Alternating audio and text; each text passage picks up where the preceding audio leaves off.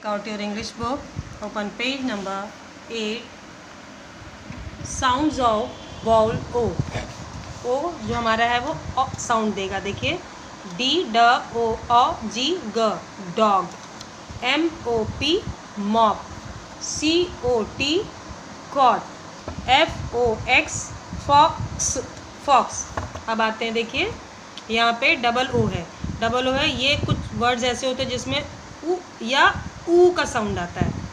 देखिए आगे देखते हैं. बी ब O O K book, F double O T foot, C double O K cook, H double O के hook.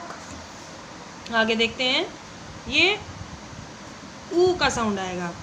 M double O moon moon, R double O M room, B double O T boot, F double O T food. आगे देखिए, आपको पहले बता चुके हैं कि दो वावल होते हैं तो पहला वावल अपना लेटर का साउंड लेता है. R O row O, S E rose, S O A P soap, N O T E note, R O P E rope. नीचे देखिए, रीड अलाउड. आपको क्या करना है? You have to read and learn these words.